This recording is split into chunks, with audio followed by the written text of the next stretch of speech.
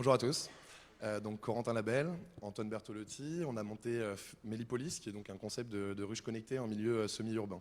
Donc comme vous le savez tous, enfin ou pas, hein, les abeilles aujourd'hui sont essentielles pour notre biodiversité. On a 30% de l'alimentation globale mondiale qui en dépend. Les 75% des cultures agricoles et fruitières sont dépendantes de la pollinisation des abeilles. Donc c'est un réel enjeu. Mais en parallèle, on a la mortalité des abeilles qui est recrudescente, avec 30% de mortalité en zone rurale, et puis 5% de mortalité seulement en zone urbaine. Donc on y trouve tout de suite un intérêt d'implanter les abeilles en zone urbaine.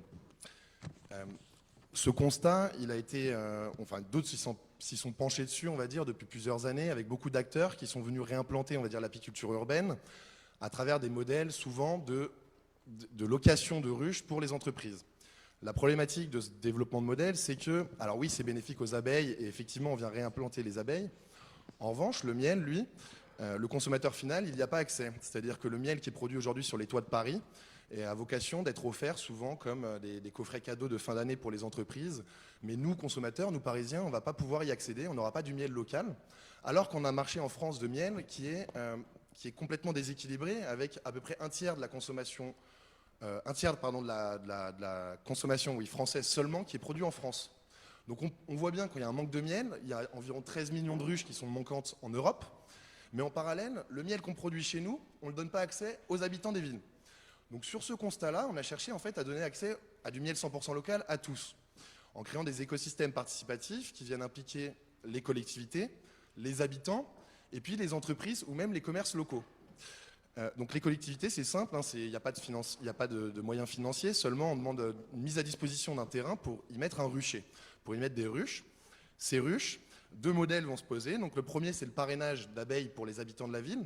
Donc on va permettre aux habitants de la ville de parrainer par exemple 1000 abeilles pour 10 € d'avoir 250 grammes de miel produit localement avec un pot de miel personnalisable, avec par exemple la famille Dupont ou autre.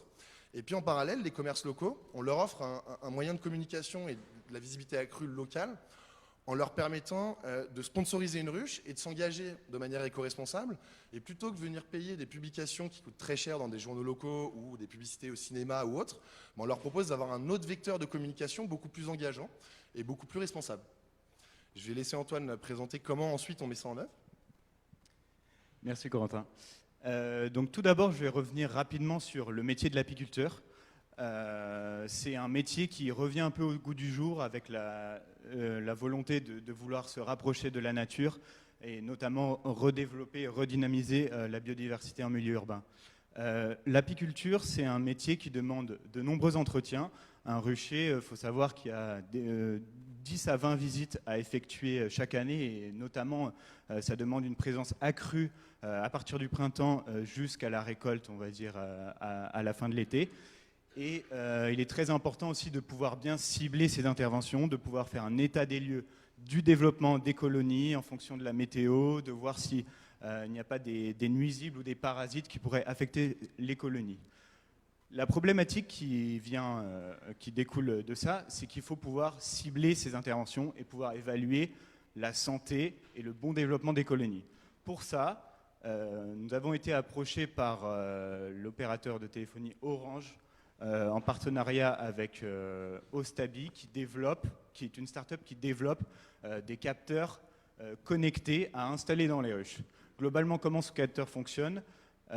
Il permet d'envoyer en temps réel, c'est-à-dire que toutes les heures, on va activer 1 milliseconde la technologie pour pouvoir envoyer des données en termes d'hygrométrie et de température via une application mobile.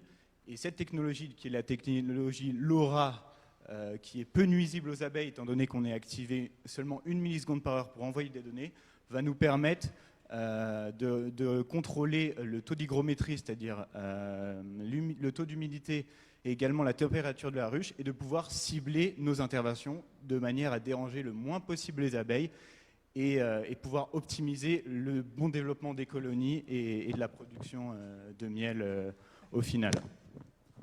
Aujourd'hui, on a 2 ruchers pilotes. Le plus grand étant localisé dans une commune qui s'appelle Le Chênay-Rocancourt, qui est à proximité de Versailles.